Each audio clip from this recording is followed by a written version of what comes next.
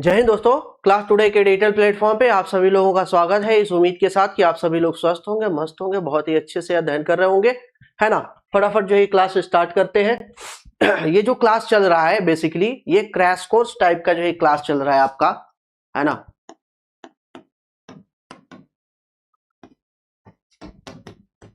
Crash course type का जो ये क्लास चल रहा है। सामान्य तौर पे जो क्लास चल रही है आपको क्लास टुडे के प्लेटफॉर्म पे, तो दो तरह के जीएस के क्लासेस आपको चल रहे हैं। एक तो फाउंडेशन क्लास आपको मिल जाएगा, फाउंडेशन क्लास यानी कि ऑल एग्जाम्स के लिए डिटेल में स्टडी मिल जाएगी। दूसरा ये क्रैश कोर्स टाइप का जो है कि आपका क्लास लेके आ रहे हैं, जिसमें आपको बेसिकली देखेंगे तो आपके बीएड एंट्रेंस से लेके टेट सीटेट वगैरह पेट वगैरह, है ना, army GD constable railway SSC जितने एसआई वगैरह जितने भी छोटे एग्जाम्स हैं, उन सारे छोटे एग्जाम्स का एक तरीके से समझिए कि निचोड़ है। निचोड़ मतलब कि बहुत ज्यादा इधर उधर की फालतू बातें नहीं करना है, टू द पॉइंट। जो चीजें पूछी गई हैं एनडीए सीडीएस में भी, या मान के चलिए कि जो चीजें पूछी गई हैं वो as it is same to same ditto जो है कि यहाँ पे रखी गई है। इसका मतलब ये मान के चलिए कि इतना ये अप्रॉक्स जो है कि अगर कंटेंट आप कवर कर लेते हैं तो किसी भी एग्जाम में आप बैठिए, किसी भी एग्जाम में जीएस में मैक्सिमम स्कोर आप कर ले जाएंगे। क्यों? क्योंकि कोर चीजें हम आपको यहाँ पे कवर करा दे रहे हैं। और ये जैसे क्रैश कोर्स में आप जैसे आपको पॉलिटी की क्लास मिलेगी, पॉलिटी की टोटल क्लास देखेंगे तो 16-17 क्लास पॉलिटी की टोटल क्लास है, और 16-17 क्लास में उतने इंपॉर्टेंट चीजों को हमने कवर कर रखा है जो आपके छोटे मोटे एग्जाम्स के लिए बिल्कुल सफिशिएंट है। उससे ज्यादा इधर उधर आपको ताक झांक करने की जरूरत है नहीं। ऐसा नहीं आपकी 100, 50, 200 ऐसे जो है कि 100, 150 क्लास करेंगे तभी आपका काम बनेंगे, नहीं। मात्र 17, 18, 16, 17 जो है कि क्लासेस हैं, उसमें 1 घंटे से नीचे का जो है क्लास है, उसना 16-17 घंटे आप कवर कीजिए, उतने में आपका काम बन जाएगा। अगर लगातार थोड़ा सा स्पीड बढ़ा के देखते हैं, स्पीड बढ़ा के जैसे 1.25 पे या 1.5 पे देखते हैं, क्योंकि मैं ऑलरेडी बहुत स्पीड में एक्सप्लेन करता हूं, बहुत तेज बोलता हूं, तो उसमें बहुत ज्यादा अगर स्पीड बढ़ा के देखेंगे तो उसका बहुत ज्यादा बेनिफिट आपको होगा नहीं। हाँ, लेकिन 1.25 पे जो है कि आप स्पीड करके देख सकते हैं, तो वो 17 घंटे का जो है वो आपको 15 घंटे से भी कम में कवर हो जाएगा। इसका फायदा आपको ये मिलेगा कि मान लीजिए एग्जाम से पहले अगर 1 हफ्ते का अगर आपके पास टाइम है, तो एक दिन करके आप जीएस के चारों जो है कि सेक्शन पे आप फोकस कर सकते हैं, आराम से उसको रिवाइज कर सकते हैं, देख सकते हैं, समझ सकते हैं। ठीक है ना। बहुत ज्यादा दिक्कत है। 10-15 घंटे की क्लास है, स्पीड बढ़ा के देख लिए, पूरा रिवाइज हो गया, पूरा 1-2 बार देख लिए, काम खत्म हो गया, है ना। तो उस हिसाब से इस चीज को क्लास को हमने डिजाइन कर रखा है। साथ ही साथ सेम वैसे ही यहाँ पे ज्योग्राफी देखेंगे, फिजिकल ज्योग्राफी। ऑलरेडी मैं इंडियन ज्योग्राफी की क्लास चल रही है ना। इंडियन ज्योग्राफी की क्लास अलग से जो है कि वहां पे ऐप पे आपको मिल जाएगी। साथ ही साथ ये फिजिकल ज्योग्राफी की क्लास है, फिजिकल ज्योग्राफी बोल लीजिए, कॉस्मोलॉजी बोल लीजिए, ब्रह्मांड से रिलेटेड जितनी भी चीजें हैं यहाँ पे जो है कि हमें देखने को मिलेगा। इसमें भी देखेंगे तो ज्यादा क्लासेस आपको नहीं मिलेगी, ऐसा नहीं कि बहुत ज्यादा क्लासेस, नहीं, मुश्किल से 15 क्लासेस इसमें भी मिलेंगी। फिजिकल ज्योग्राफी में, इंडियन ज्योग्राफी में 15 क्लासेस, और साथ ही साथ 10 क्लासेज आपको बहुत ज्यादा होंगी, तो 10 से 12 क्लास या 15 क्लासेज आपको मिल जाएंगी मैप में, एटलस में। यानी कि ओवरऑल देखते हैं तो लगभग 40 से 45 क्लास में पूरा आपका ज्योग्राफी कवर हो जाएगा। थोड़ा सा चूंकि ये लेंदी है, मैं कोशिश करूंगा कि कम में हो जाए, 30 तक हो जाए, है ना। क्रैश कोर्स टाइप का जब चल रहा है तो 30 क्लासें में इसको क्या करें, क्योंकि पीडीएफ से बनाना है, पढ़ाना है, मैनुअल में टाइम लगता है। पीडीएफ में क्या होता है कि पीडीएफ का एक क्लास मैनुअल के 3 क्लास के बराबर हो जाता है ना। तो अगर आप जैसे पॉलिटी का 16 क्लास है, 17 क्लास है, तो उसमें 3 से मल्टीप्लाई कर दीजिए, ज्यादा क्लासेस हो जाएगा। इसीलिए मैनुअल यहाँ पे नहीं रखा है मैंने, इसको पीपीटी के माध्यम से जो है कि मैं आपको बताते हुए चला जाऊंगा।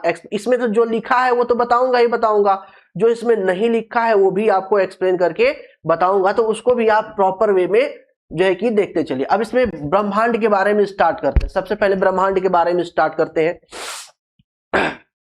सामान्य तौर पे जब एनसीईआरटी वगैरह पढ़ते हैं तो उसमें आपको एक चीज देखने को मिलता है, मोशन, गतियां कितने तरह की होती हैं। जैसे सामान्य तौर पे, जैसे मान लीजिए आप कहीं इंटरव्यू वगैरह में चले गए या क्लास में आप बैठे हुए हैं, कोई आपसे पूछ दिया गया कि आप चेयर पे बैठे हैं, कितने टाइप्स ऑफ मोशन कर रहे हैं, अभी बैठे बैठे आप कितने टाइप्स ऑफ मोशन कर रहे हैं, तो 2 टाइप के मोशन कर रहे हैं। याद रखिए हमेशा, जो भी पर्सन कहीं पे बैठा हुआ है, स्टेबल है, वो भी 2 तरह के मोशन में संलिप्त है। हाँ, ये बात अलग है कि पृथ्वी के साथ जो है कि वो जो है कि लगा हुआ है मोशन में। जैसे अर्थ है, अर्थ अपने एक्सिस पे क्या करती है, घूर्णन करती है, अपने ध्रुव पे क्या करती है, घूर्णन करती है धुरी पे, साथ ही साथ वो सूर्य की परिक्रमा भी करती है। सेम ऐसे ही जो सूर्य है, सूर्य भी अपने धुरी पे घूर्णन करता है, रोटेशन करता है। साथ ही साथ जो हमारी आकाश गंगा है, दुग्ध मेखला, मिल्की वे के चारों तरफ भी क्या करता है, परिक्रमा करता है। तो यहाँ पे वही बात बताई गई है कि सूर्य द्वारा मिल्की वे यानी कि आकाश गंगा की एक परिक्रमा करने में 25 करोड़ वर्ष लगता है, जिसे कॉस्मिक ईयर कहते हैं। क्या कहते हैं, कॉस्मिक ईयर बोलते हैं। तो कॉस्मिक ईयर में 25 करोड़ वर्ष होता है। क्यों? क्योंकि जो हमारा सूर्य है, सूर्य जो है कि हमारे जो दुग्ध मेखला है उसके कॉर्नर पे लोकेटेड है। ठीक है, आगे चलते हैं। अंतरिक्ष यात्री को आकाश का रंग दिखाई देता है, काला दिखाई देता है। अंतरिक्ष यान में जो भी देखिए, जैसे हम देखते हैं पृथ्वी से, तो पृथ्वी से देखते हैं तो नीला दिखाई देता है।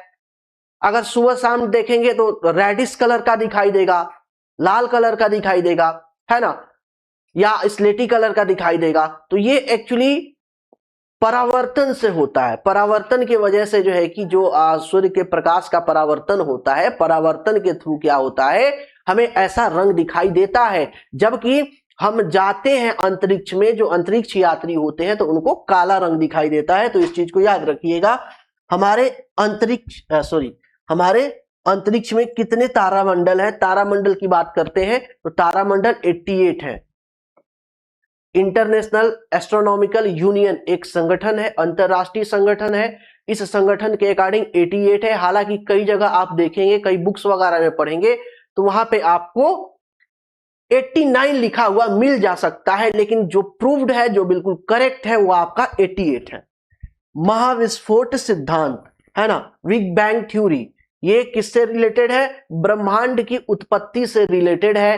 प्रोपाउंडर या इसके जो है कि प्रवर्तक कौन है, देने वाले कौन है, तो जॉर्ज लेमेंटेयर है। क्या है, जॉर्ज लेमेंटेयर। इन्होंने ही बताया था कि ब्रह्मांड से पहले सिर्फ एक बिंदु था जिसे विलक्षणता का बिंदु कहते हैं, है ना, सिंगुलरिटी पॉइंट बोलते हैं, जो बहुत ज्यादा हाईली घनत्व वाला था, उसका टेम्परेचर बहुत ज्यादा हाई था, भार बहुत ज्यादा था, और उसमें विस्फोट हुआ। विस्फोट होने के कारण वो लगातार ब्रह्मांड का निर्माण हुआ, समय की उत्पत्ति होती है और लगातार बढ़ता जा रहा है। तो ये कई बार प्रश्न पूछा गया है कि ब्रह्मांड को बढ़ने के लिए या एक्सेलरेट होने के लिए ऊर्जा कहां से मिलती है, तो डार्क एनर्जी से मिलती है। किससे मिलती है, डार्क एनर्जी से मिलती है। ये पूछा जाता है कि ब्रह्मांड की जो स्पीड है, फैलने की गति है, वो एक्सेलरेट किससे होती है, बढ़ती कैसे है, तो डार्क एनर्जी से। डार्क एनर्जी और डार्क मैटर दोनों अलग अलग चीज है, इस चीज को याद रखिएगा, है ना। अब यहाँ पे फाउंडेशन चल नहीं रहा है कि प्रॉपर बहुत सारे डिटेल में मैं आपको बताऊं, ठीक है। अब सोलर सिस्टम के बारे में देख लेते हैं, सौरमंडल के बारे में। पृथ्वी और सूर्य के बीच की दूरी देखें तो 150, लगभग 150 मिलियन किलोमीटर या 149,149.6 मिलियन किलोमीटर है। नासा के मंगल ग्रह पर यान का नाम क्या है। अब देखिए, ऐसे बहुत सारे ग्रह हैं, उपग्रह भेजे गए हैं मंगल ग्रह पे। सबसे पहला प्रश्न तो यही पूछा जाता है, सबसे पहला प्रश्न पूछा जाता है कि किस ग्रह पे सर्वाधिक मानव मिशन आज तक भेजे गए हैं, तो मंगल पर। अभी तक सर्वाधिक मानव मिशन मंगल ग्रह पर भेजे गए हैं। जो फिनिक्स है वो नासा अमेरिका द्वारा भेजा गया बहुत पुराना मिशन है ना। इसके साथ फाउंडेशन क्लास में आएंगे तो फाउंडेशन क्लास में मैं डिटेल में बताया हूं, तो वहां पे 8-10 मिशन के बारे में मैंने बताया है। इंडियन के मॉम या मंगलयान मिशन के बारे में बताया है, यूएई के होप मिशन के बारे में बताया है जो जापान के थ्रू भेजा गया है। तो वहां पे बहुत सारे जो है कि मिशन के बारे में मैंने बता रखा है जो यहाँ पे पॉसिबल नहीं है। एक निश्चित आकृति में व्यवस्थित तारों के समूह क्या कहलाते हैं? अब यहाँ पे देखिए, यहाँ पे जो है कि कहने का मतलब ये है कि एक निश्चित काल्पनिक आकृति में व्यवस्थित तारों के समूह को नक्षत्र बोलते हैं और उसी समूह को तारामंडल भी बोलते हैं, उसी समूह को राशियां भी बोलते हैं। सेम, तीनों सेम चीजें हैं, इसमें कोई डिफरेंस नहीं है। डिफरेंस क्या है, अंतर क्या है? अंतर पृथ्वी से दूरी के अकॉर्डिंग है। राशियां थोड़ी नजदीक है, नक्षत्र उसके बाद आ जाएंगे, तारामंडल उसके बाद आ जाएगा। तो इस तरीके से देखेंगे तो दूरी के स्थान पे बस इनको अलग अलग नाम दे दिया गया है। जब आप फाउंडेशन में देखेंगे तो वहां पे मैंने इस चीज को बहुत डिटेल में क्रोनोलॉजी में प्रॉपर जो है कि बता रखा है। कौन सा ग्रह सूर्य का एक चक्कर लगाने में सबसे अधिक समय लेता है? तो सबसे अधिक समय लेने वाला कौन सा है? वरुण है। आगे जो है कि मैं आपको चार्ट लगा रखा है, वहां पे मैंने इस चीज को डिटेल में वहां पे मैं आपको बताऊंगा।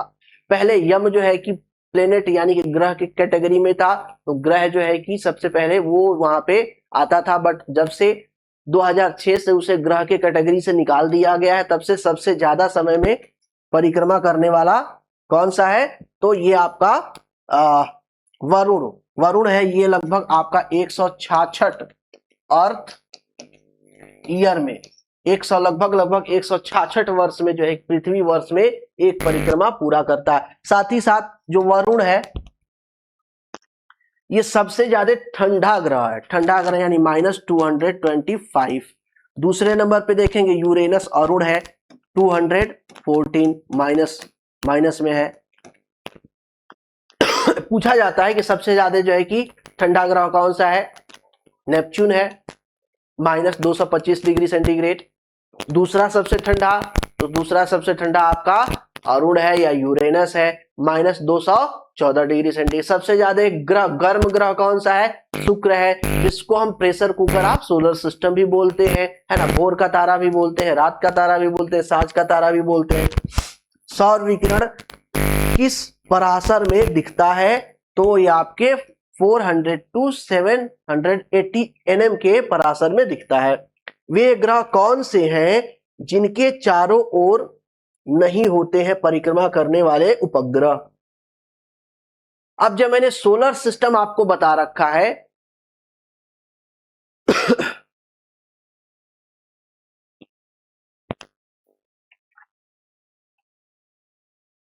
जैसे आप आएंगे, जो मैंने बता रखा है सोलर सिस्टम फाउंडेशन में, तो सोलर सिस्टम में हर एक चीज को मैंने डिवाइड किया है। सोलर सिस्टम को हम 3 पार्ट में देखते हैं। पहला पार्ट जो हेड है सोलर सिस्टम का, सन, उसको देखते हैं। दूसरे पार्ट में इनर प्लेनेट को देखते हैं। तीसरे पार्ट में आउटर प्लेनेट को देखते हैं, है ना।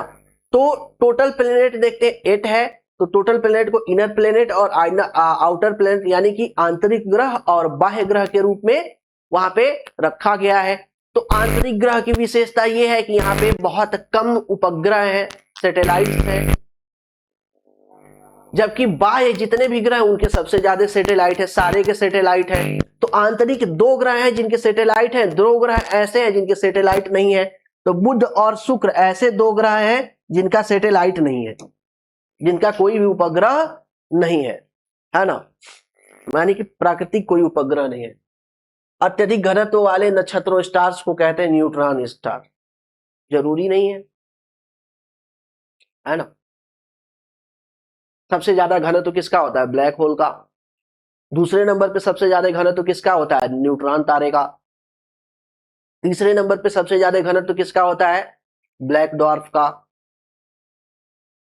श्याम बौना जिसे बोलते हैं। चौथे नंबर पे देखेंगे अभिनव तारा। 5वें नंबर पे व्हाइट डॉर्फ। ये डिक्रीजिंग ऑर्डर बता रहे हैं हम आपको घनत्व का। तो दूसरे नंबर पे कौन है? Neutron star. किस ग्रह के सर्वाधिक प्राकृतिक उपग्रह अथवा चंद्रमा है? तो याद रखिएगा, है ना, बृहस्पति के नहीं है। बृहस्पति के अभी में देखेंगे तो 95 है, 95 आपको खोजा गया है। ठीक है, जबकि शनि देखेंगे, जबकि शनि का देखेंगे तो शनि का आपको 149 है, 149, और ये ज्ञात है, नाम दिया गया है इसका। अननोन में तो बहुत सारे हैं, है ना। तो इस चीज को याद रखिएगा, 149 आपके शनि के उपग्रह हैं। आप चाहे तो सर्च कर सकते हैं, वेबसाइट पे देख सकते हैं, कहीं भी देख सकते हैं, आपको यही आंकड़ा, हालांकि ये घटता बढ़ता रहता है ना। पहले कम था, बृहस्पति का ज्यादा था, शनि का कम था, फिर शनि का बढ़ गया, है ना। चलिए, किस वैज्ञानिक ने सिद्ध किया कि सूर्य के द्रव्यमान से लगभग 1.44 गुना कम द्रव्यमान वाले तारे मृत होकर श्वेत वामन तारों के रूप में व्हाइट ड्वार्फ के बन जाते हैं। अब यहाँ पे इसको ये जो आंकड़ा है ना, इसको कहते हैं चंद्रशेखर लिमिट, चंद्रशेखर सीमा बोलते हैं, चंद्रशेखर सीमा। इसको देने वाले कौन है? एस चंद्रशेखर सुब्रमण्यम चंद्रशेखर, डॉक्टर, पूरा नाम है डॉक्टर सुब्रमण्यम चंद्रशेखर, पूरा नाम है। इसीलिए इनको 1983 एडी में इनको नोबेल प्राइज दिया गया, और इन्होंने बताया कि जो हमारा सूर्य है, सूर्य का द्रव्यमान का लगभग 1.5 गुना से कम होगा, तो जो तारा है जब उसकी मृत्यु होगी, जब वो डेड होगा, अब इसके बारे में पूरी डिटेल से जानना चाहते तो फिर फाउंडेशन क्लास में आना पड़ेगा, जहां पे मैंने तारों की उत्पत्ति एंड लाइफ साइकिल के बारे में बता रखा है। अब उस चीज को यहाँ पे बहुत ज्यादा डिटेल में हम बता नहीं सकते, है ना। तो जब तारे की डेथ होगी, है ना, रेड जाइंट के लाल दानव के रूप में जब आएगा, परिवर्तित होगा, ब्लास्ट होगा, तब ब्लास्ट होने के बाद अगर उसका द्रव्यमान 1.44 से कम है तो ब्लास्ट होने के बाद वो श्वेत वामन या व्हाइट ड्वार्फ के रूप में कन्वर्ट होगा, जिसे हम फॉसिल तारा बोलते हैं, और उसके बाद वो ब्लैक ड्वार्फ के फॉर्म में उसका डेड फॉर्म हमें देखने को मिलता है, काला वामन के रूप में मृत्यु हो जाता है। जबकि अगर इस भार से ज्यादा है तो आपको वो कन्वर्ट हो जाएगा सुपरनोवा में, अभिनव तारा में, और वो अभिनव तारा ब्लास्ट होकर 4 अलग बनाएगा, जिसमें आपका क्वेसर पर्सल, न्यूट्रॉन स्टार और ब्लैक होल है। ब्लैक होल सबसे जटिल फॉर्मेशन है। ये सारी चीजें वहां पे एक्सप्लेन की गई है एस चंद्रशेखर के द्वारा। चलो आगे चलते हैं। सूर्य से दूरी के क्रम में कौन 2 ग्रह मंगल और यूरेनस के बीच है? मंगल और यूरेनस, यानी कि मंगल के बाद बृहस्पति और उसके बाद यूरेनस के बाद शनि, तो बृहस्पति और शनि। यहाँ पे ये भी पूछा जाता है प्रश्न कि जो हमारे क्षुद्र ग्रहों की पेटी है, एस्ट्रॉयड बेल्ट है, वो किन 2 ग्रहों के बीच में लोकेटेड है? बृहस्पति और मंगल के बीच में लोकेटेड है। एक खगोलीय एकाकी औसत दूरी कितनी होती है? एक खगोलीय दूरी, तो पृथ्वी और सूर्य के बीच की दूरी को एक खगोलीय दूरी के नाम से जानते हैं। पृथ्वी और सूर्य के बीच की दूरी को एक खगोलीय रूप के दूरी के बीच के नाम में जानते हैं, जो अभी हमने देखा 149.6, है ना, मिलियन किलोमीटर। ठीक है। कौन सा तारा पृथ्वी के सर्वाधिक निकटतम है? सूर्य। पृथ्वी के निकटतम तारा का कौन सा है? सूर्य है। और सूर्य कैसा है? सूर्य नारंगी है, नारंगी स्टार है ना, नारंगी स्टार भी, तारा भी अलग अलग होता है। ठीक है। दूसरा सबसे नजदीक का तारा है प्रॉक्सिमा सेंचुरी। कौन सा है? Proxima Centauri.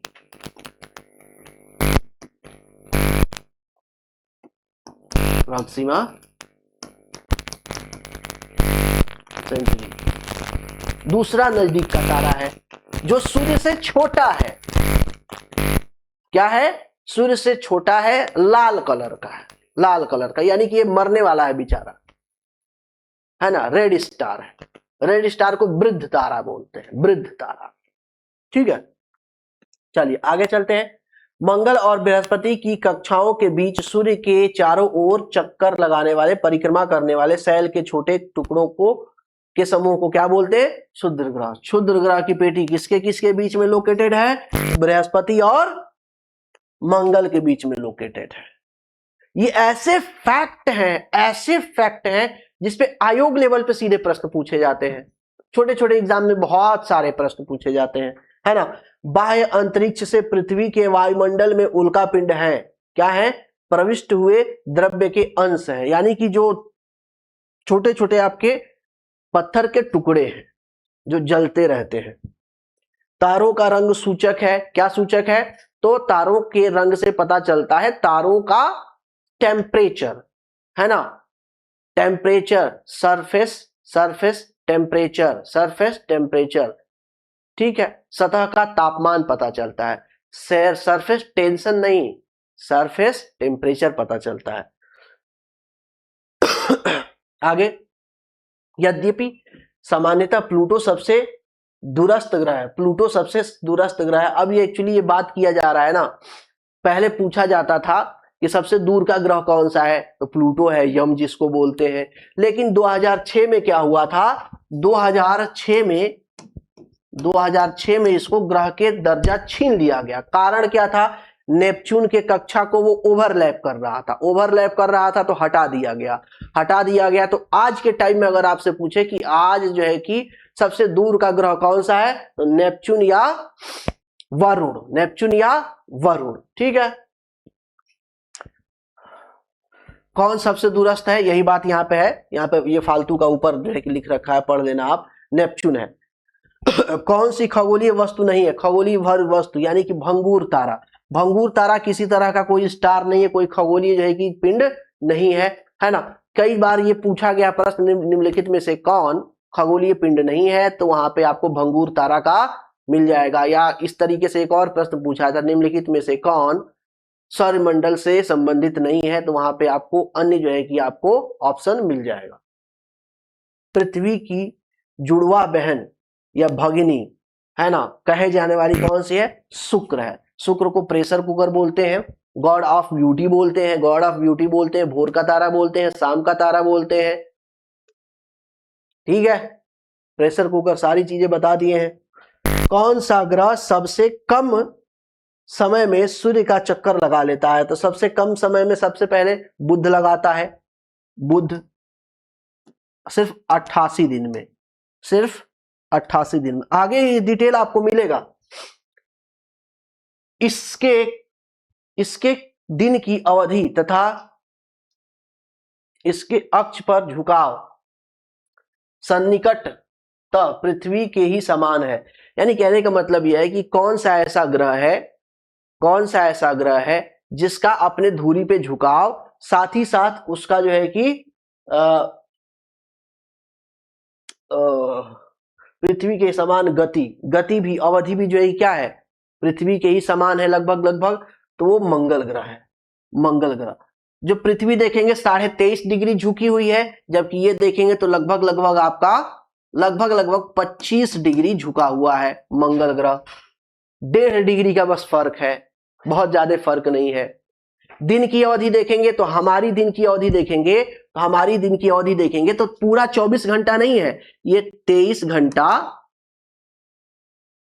54 मिनट, 4 मिनट कम है ना। जबकि मंगल का देखेंगे तो ये पूरा आपका 24 घंटा करके और कुछ आपका जैसे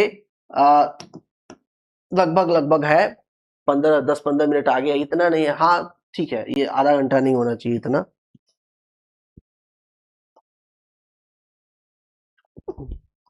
24 घंटा समथिंग जो है कि मान के चलिए कि 15 मिनट के आसपास, 24 घंटे के आसपास या उससे 2-4-10 मिनट आगे पीछे ये फर्क है। लगभग जो है कि क्या है, दिन की अवधि जो है कि समान है। आगे, किसमें पृथ्वी के अलावा अन्य जीवन की संभावना है, क्योंकि वहां का पर्यावरण जीवन के लिए बहुत अनुकूल है, तो मंगल ग्रह। हालांकि वैज्ञानिकों का मानना है कि मंगल ग्रह एकमात्र ऐसा ग्रह है जहां पे अगर हम पानी की खोज कर लेते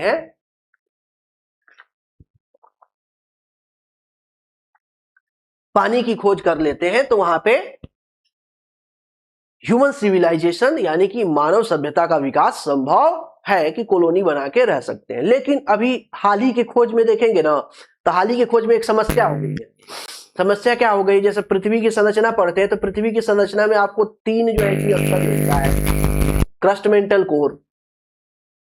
जबकि मंगल की संरचना में जो वैज्ञानिकों ने दावा किया है वो किया है कि वहां पे 2 ही लेयर है, क्रस्ट और कोर, मेंटल नहीं है। तो कुछ वैज्ञानिकों का ये भी मानना है कि वहां पे ह्यूमन लाइफ पॉसिबल नहीं है। हालांकि ठीक है, देखते हैं आगे क्या होता है। पृथ्वी के तरल अभ्यंतर से भिन्न चंद्रमा का अभ्यंतर है ठोस। ठोस अभ्यंतर के मतलब अंदर का, है ना। तो पृथ्वी के अंदर क्या है, लिक्विड है, मैग्मा भरा हुआ है, जबकि चंद्रमा के अंदर भी ठोस है। बृहस्पति का वलय होता है अस्तित्व विहीन। अस्तित्व विहीन यानी बस देखने में लगता है, एक्चुअली है नहीं। सबसे भारी ग्रह कौन सा है, बृहस्पति। सबसे ज्यादा गुरुत्वाकर्षण वाला ग्रह कौन सा है, बृहस्पति,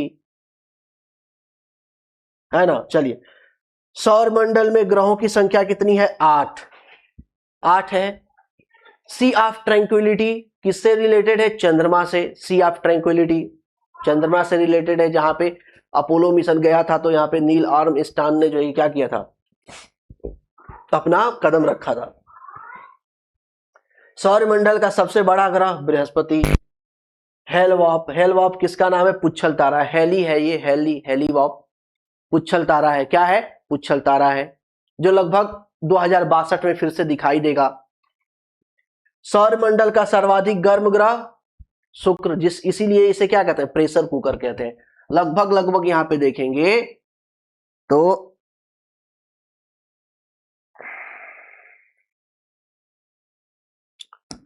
465 डिग्री के आसपास यहाँ पे टेम्परेचर रहता है। 450 डिग्री के आसपास यहाँ पे टेम्परेचर रहता है ना। इसीलिए इसको गर्म ग्रह कहते हैं। गर्म ग्रह होने का कारण क्या है, इसका सघन वायुमंडल है, कार्बन डाइऑक्साइड 95% है।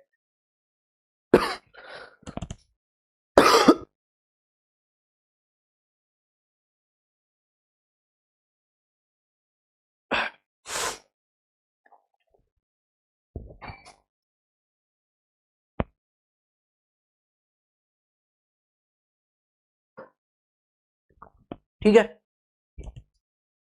चलिए। पृथ्वी को सूर्य की परिक्रमा करने में लगने वाला लगभग समय कितना है, लगभग 365 दिन। ठीक है। सूर्य के प्रकाश को धरती की सतह पर पहुंचने में लगने वाला लगभग 8.55 मिनट।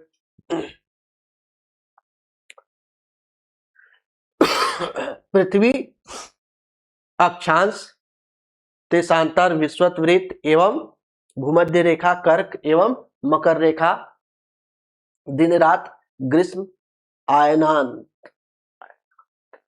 प्रतिवर्ष होता है 21 जून को। कब होता है, 21 जून को। अब कहने का मतलब यहां पे है, ठीक है, कहने का मतलब इसमें कुछ है नहीं खास। पृथ्वी पर सबसे उच्चतम तापक्रम रिकॉर्ड किया गया है आयन रेखा पे। कहां पे रिकॉर्ड किया गया है, आयन रेखा पे। ठीक है। काहिरा का समय ग्रीनविच से 2 घंटे आगे है, अतः यह स्थित है कहां पे है, 30 डिग्री पूर्वी देशांतर पे। अब ये क्या होता है, 15 डिग्री देशांतर इक्वल टू 1 आवर होता है ना। तो उसके अकॉर्डिंग देखा जाए तो 15 गुना 30 हो जाएगा, 2 घंटे। अपने परिक्रमा पथ में पृथ्वी लगभग किस माध्य वेग से सूर्य की परिक्रमा करती है, तो लगभग लगभग आपका 23 किलोमीटर प्रति सेकेंड। क्या है, लगभग लगभग 23 किलोमीटर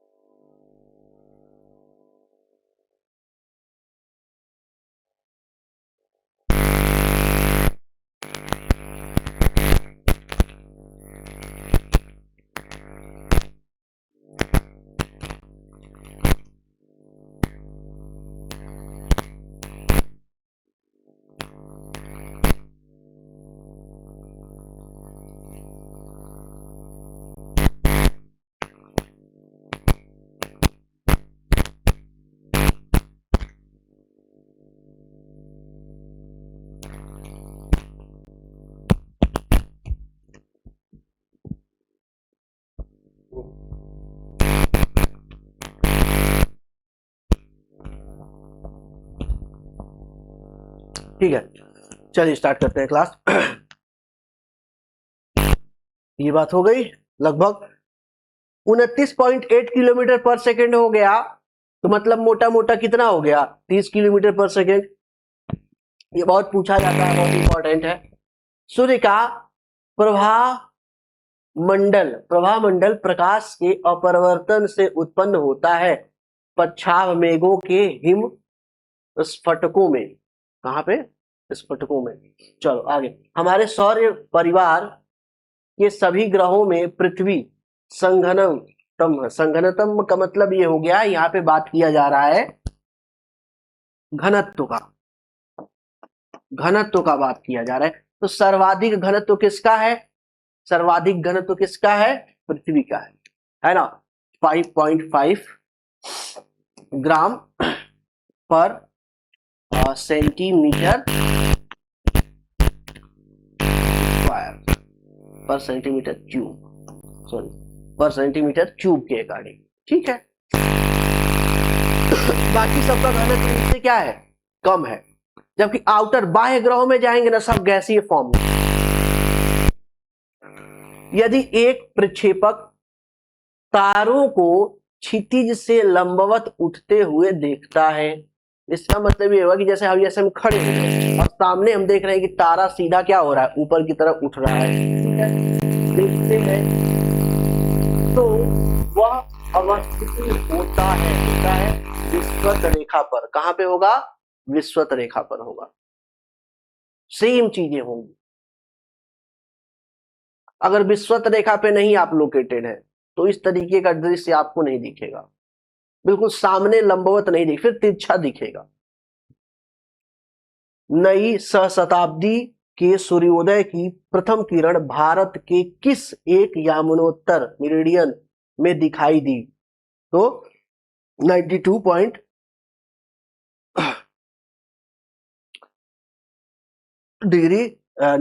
डिग्री 30 मिनट ईस्ट में। ठीक है, चलिए आगे चलते हैं। किस विद्वान ने सुझाव दिया कि पृथ्वी की उत्पत्ति गैसों और धूल कणों से हुई है? सिम्स ने। किसने? सिम्स ने। जब IST इंडियन स्टैंडर्ड टाइम है ना, यामनोत्तर मेरिडियन पर दोपहर होती है, दोपहर मतलब 12 बज गया है, तब धरती पर एक अन्य स्थान पर लोग अपनी सुबह 6 बजे तक चाय ले रहे होते हैं। उस स्थान का देशांतर क्या होगा? किसकी बात? 6 बजे चाय ले रहे होंगे, यानी कि 12 बजे दिन की बात की जा रही है। तो कितना हो जाएगा आपका? लगभग 60 degree 30 minute, 60 degree 30 minute west में कब की चाय ले रहे होंगे? सुबह की चाय ले रहे होंगे। ओके, मतलब कि कितने की बात की जा रही है? 6 घंटे पहले की बात की जा रही है। तो 6 घंटे पहले चले जाइए, उसी हिसाब से जो है कि यहाँ पे निकल जाएगा, है ना। चलो, यदि पृथ्वी की घूर्णन दिशा उत्क्रमित कर दी जाए तो अंतरराष्ट्रीय तिथि रेखा पर दोपहर हो तो भारतीय मानक समय क्या होगा? तब मानक समय कितना हो जाएगा? 6.5 घंटा जो है हो जाएगा। अभी कितना है? 5.5 घंटा है।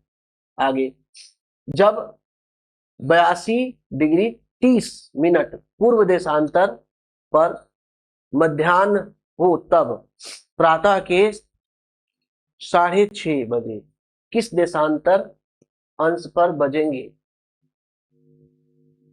ये बात की जा रही है, हमारा जो time Indian standard time line है ना, वो लगभग उसकी बात की जा रही है कि यहाँ पे जो है कि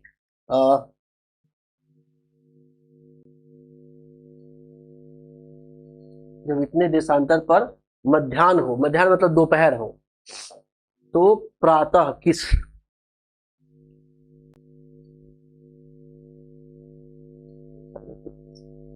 सॉरी, ये अब हमारी स्टैंड लाइन नहीं है, ये लगभग 83.5 डिग्री है। 83.5 डिग्री, 1 डिग्री की कम की बात की जा रही है ना, 1 डिग्री कम, ये आपका 0 डिग्री पे।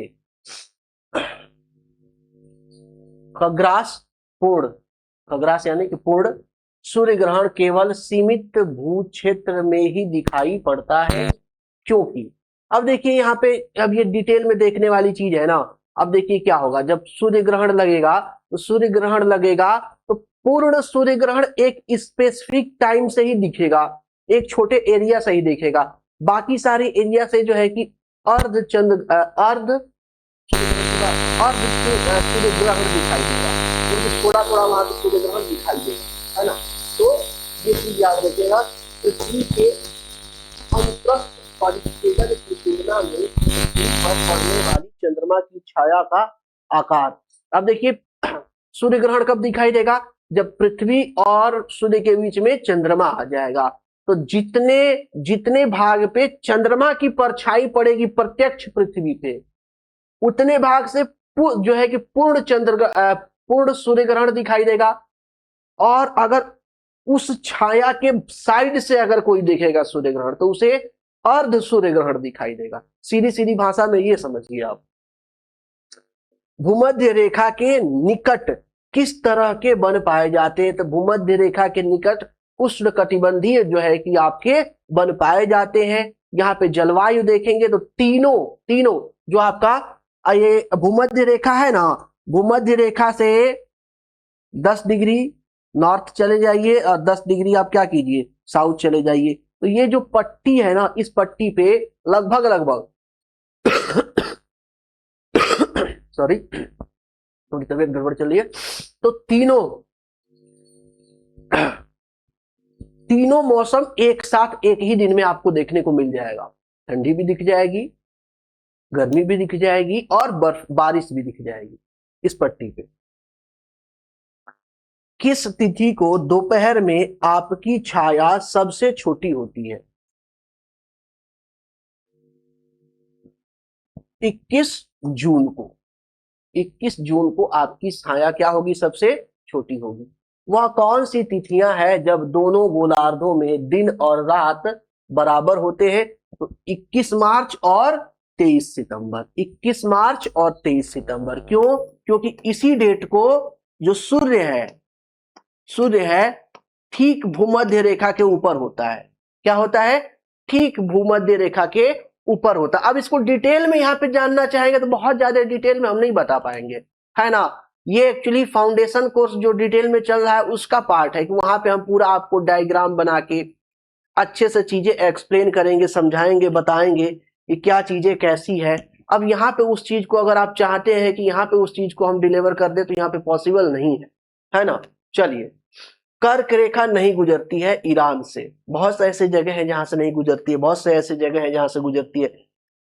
बृहद ज्वार आता है जब सूर्य तथा चंद्रमा एक सीधी रेखा में होते हैं। लगभग एक सीधी रेखा में होते हैं, लगभग नहीं, ठीक है। जब भी आप एक सीधी रेखा में होंगे वो आएगा, चाहे लगभग हो चाहे एक्यूरेट हो। एक्यूरेट होंगे तो ग्रहण भी लग जाएगा, एक्यूरेट नहीं होंगे तो फिर ग्रहण नहीं लगेगा, है ना। अब ये सब कहते रहे कि इस फाउंडेशन का बात है, इतना ज्यादा डिटेल में जाना। उत्तरी गोलार्ध में कर्क संक्रांति के समय 12 घंटे तक दिखाई होगा विषुवत वृत्त पे। ठीक है, आगे। मकर संक्रांति के समय कर्क रेखा पर दोपहर के सूर्य का उन्नतांश होता है लगभग 66.5 डिग्री। जिस जहाज को सबसे कम समय में एक स्थान से दूसरे स्थान तक जाने के लिए किसे मार्ग बनाना चाहिए? देशांतर को। किसे बनाना चाहिए? देशांतर को। क्या बोला है? किसी जहाज को कम समय में एक स्थान से दूसरे स्थान तक जाना है तो उसको देशांतर को अपना मार्ग बनाना चाहिए। उच्च दाब क्षेत्र से भूमध्य सागर की ओर चलने वाली पवनें होती हैं व्यापारिक पवनें। क्या बोला है? उच्च दाब क्षेत्र से देखिए जब भी हवा चलती है तो उच्च दाब क्षेत्र से निम्न दाब क्षेत्र की तरफ ही चलती है, भूमध्य सागर की ओर चलने वाली। व्यापारिक पवनों क्या बोलते हैं? व्यापारिक पवने। आगे, जब भारतीय मानक समय रेखा के यामिनीयोत्तर पे अर्धरात्रि है यानी रात के 12 बजे हुए हैं, एक स्थान पर सुबह के 6 बजता है, उस स्थान की अवस्थिति क्या होगी? तो 12 और 6 यानी 6 घंटे का अंतर है, 6 घंटे का अंतर है तो इसमें 15 से मल्टीप्लाई कर दीजिए सीधा सीधा, है ना।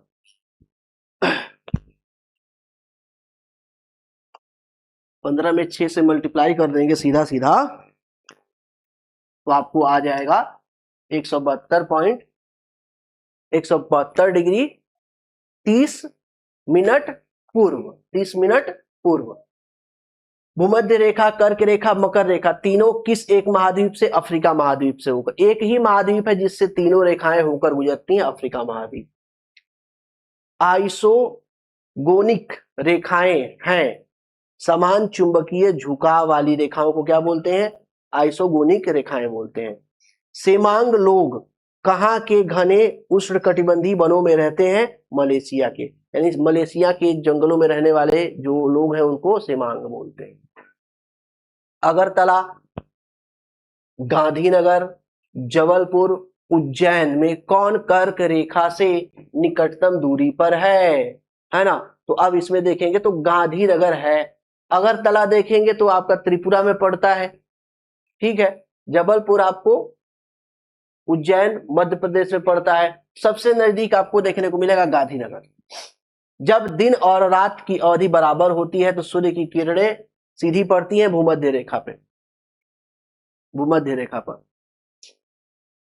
शून्य अक्ष, शून्य अंश अक्षांश तथा शून्य अंश देशांतर अवस्थित है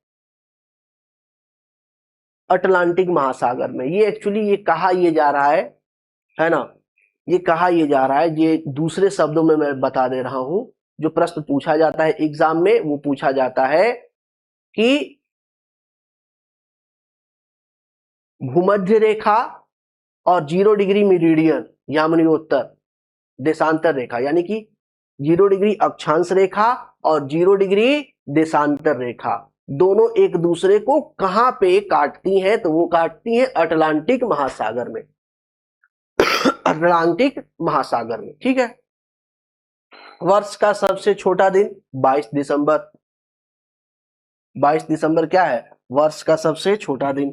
कौन सी परिस्थितियों में चंद्र ग्रहण होता है? पूर्ण चंद्र ग्रहण होता है, चंद्र ग्रहण होता है, पूर्ण चंद्र ग्रहण, फुल मून।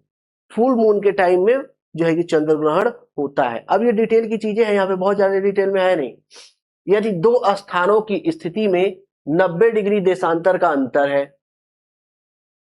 ठीक है, 90 डिग्री देशांतर का अंतर है तो दोनों स्थानों के बीच समय अंतर कितना होगा? 6 घंटे का।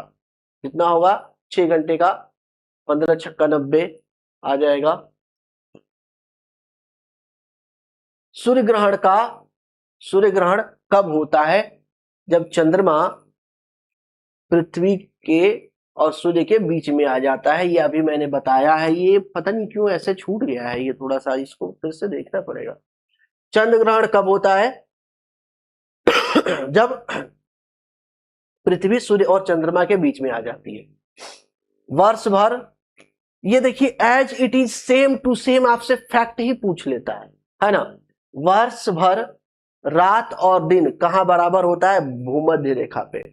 भूमध्य रेखा पे हमेशा दिन और रात की अवधि बराबर होती है, कोई वहां पे चेंजेस नहीं होता है, कोई टेम्परेचर डिफरेंस नहीं होता है, कोई दैनिक तापांतर नहीं होता है। इसीलिए इसे विषुव रेखा भी बोलते हैं। क्या बोलते हैं? विषुव रेखा। इसीलिए इसको क्या बोलते हैं? विषुव रेखा। विषुव रेखा भी बोलते हैं इसको, विषुव रेखा भी बोलते हैं। विश्वत नहीं, विषुव रेखा।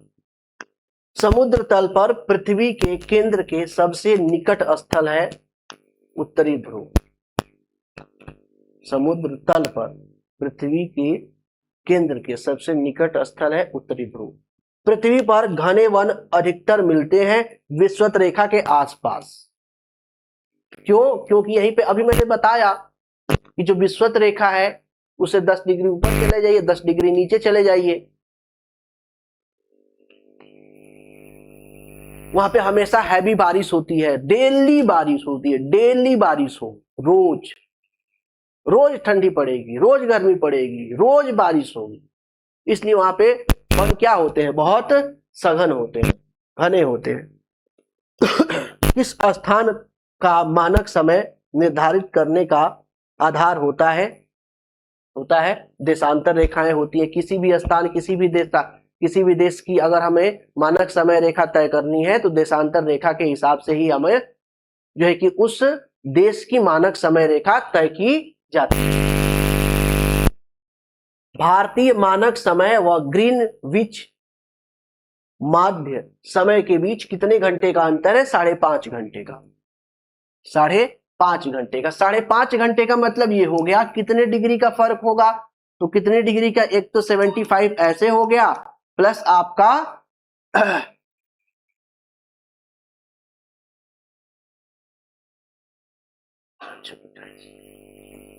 6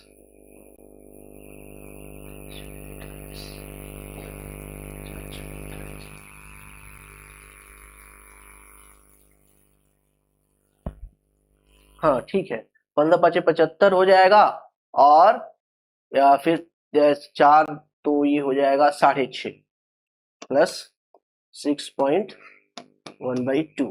अब इसको ऐड कर लीजिए, इतने देशांतर आ जाएगा।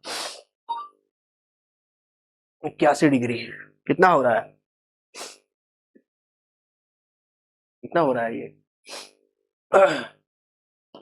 81 इतने डिग्री मानक समय रेखा।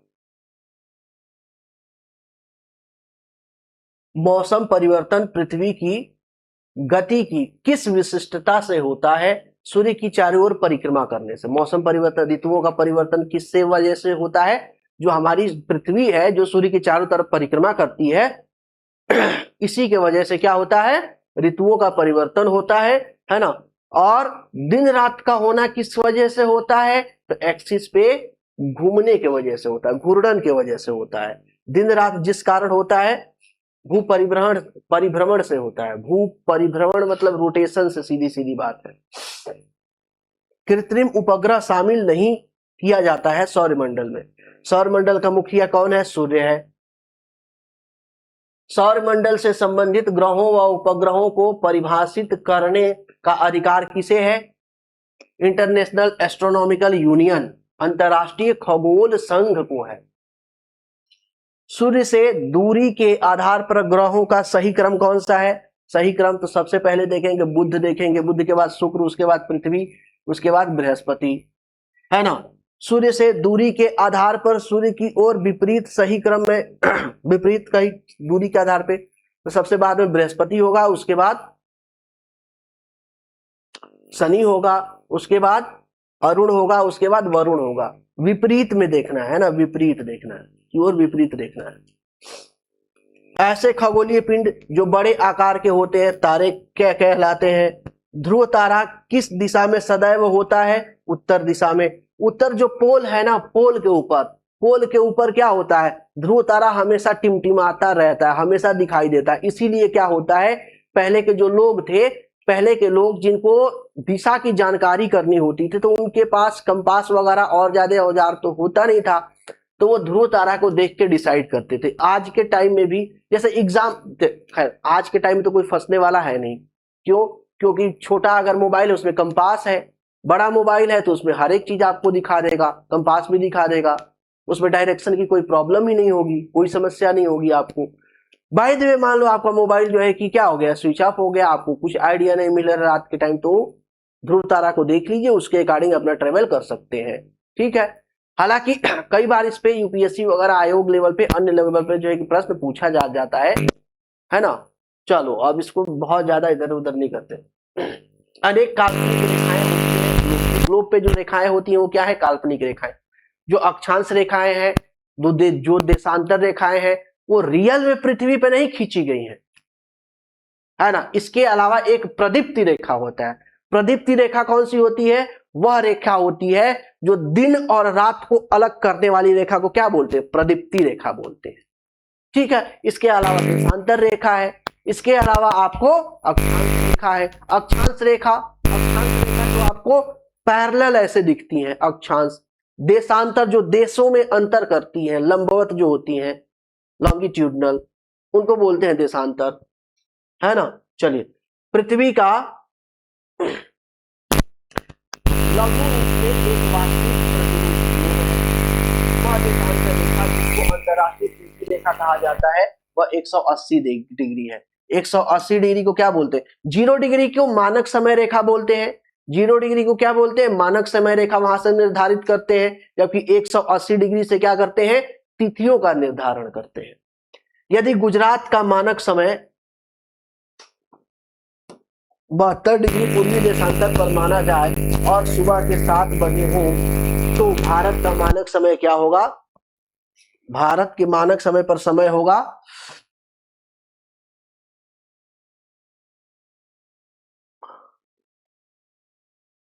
7:42। लगभग 2 घंटा अंतर होता है मोटा मोटा अरुणाचल प्रदेश और गुजरात में। ये भी कई बार पूछा गया है कि अरुणाचल प्रदेश के टाइमलाइन में और गुजरात के टाइमलाइन में कितने घंटे का अंतर होता है? लगभग 2 घंटे का होता है। यदि भारत में सुबह के 10 बजे है तो अंतरराष्ट्रीय मानक समय पर समय होगा, है ना। तो कितने हो गए? 5.5 कम कर दीजिए 10 में से, सीधा सीधा आपको मिल जाएगा 4:30 प्रातः। यदि पश्चिमी गोलार्ध में 62 डिग्री 62.5 डिग्री पश्चिमी देशांतर में कोई देश है और सुबह के 6 बज रहे हैं, पश्चिमी गोलार्ध की बात की जा रही है ना, 62.5 डिग्री है, वहां पे 6 बज रहे हैं, तो उसी समय अंतरराष्ट्रीय मानक पर बजेगा। क्या बजेगा? अब यहाँ पे जोड़ना पड़ेगा, है ना। तो यहाँ पे क्या बजेगा? 10:10। पृथ्वी, चंद्रमा एवं ग्रहों की गति सबसे, अब ये सब जो फैक्ट यहाँ पे लिखा हुआ है जिसको सॉल्व करने की जरूरत नहीं है आपको, ये एज इट इज क्वेश्चन में पूछे जाते हैं, एज इट इज आपको ध्यान रखना है। पृथ्वी, चंद्रमा एवं ग्रहों की गति सबसे अच्छा साधन है समय को मापने के लिए। समय को मापने के लिए सबसे अच्छा साधन जो, जैसे बात करते हैं ना, आज हम बात करते हैं ज्योतिष शास्त्र की बात करते हैं। किसकी बात करते हैं? ज्योतिष शास्त्र की। ज्योतिष शास्त्र की बात करते हैं। तो ज्योतिष शास्त्र एक तरीके से खगोलीय दृष्टिकोण से समय का गणना है, समय की गणना करना।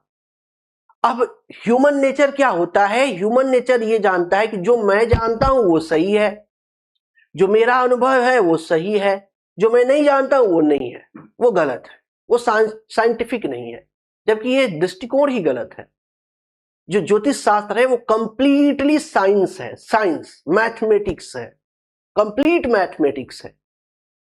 तभी तो देखेंगे ना, तभी तो देखेंगे हमारे जितने भी विद्वान हुए हैं खगोल शास्त्र में, सब मैथमेटिशियन।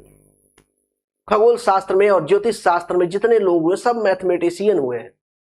कंप्लीट साइंस है। अब ये बात है कि उसके, अब ज्योतिष शास्त्र के नाम पे कुछ लोग झोला छाप आ जाते हैं, हर क्षेत्र में झोला छाप आते हैं। एमबीबीएस करते हैं लोग, डॉक्टर बनते हैं, झोला छाप डॉक्टर भी तो होते हैं, है ना। वैसे ही ज्योतिष में है, सेम टू सेम, और कोई समस्या नहीं है। ठीक है, चलो आगे देखते हैं। पृथ्वी, ग्रहों की गति सबसे अच्छा साधन क्या है? समय मापने के लिए। ठीक है। पृथ्वी पर किसी विशेष स्थान पर सूर्य की स्थिति से परिकलित समय कहा जाता है स्थानीय समय। स्थानीय समय, विशेष स्थान पे अगर समय की बात करेंगे तो स्थानीय समय होगा। मानक समय रेखा से बात करेंगे तो मानक समय जो जोन होगा। सूर्य द्वारा बनने वाली परछाई से अनुमान लगाया जा सकता है स्थानीय समय का। बिल्कुल, पहले लोग परछाई से ही तो समय लगाते थे। आज भी देखिए, जब हम लोग छोटे थे, हमारे पास कोई घड़ी नहीं होती थी, तो हम सीजन के अकॉर्डिंग अपने परछाई से बताते थे, अच्छा परछाई लगभग खत्म हो गया है, सूर्य बिल्कुल ऊपर आ गया है, 12 बजे के आसपास हो रहा होगा, है ना। इस तरीके से समय का ज्ञान होता है।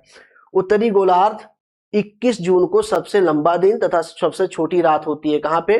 उत्तरी आयनन में, अनंत में, ठीक है। अपने कक्षीय समतल पर पृथ्वी के अक्ष का झुकाव कितना है?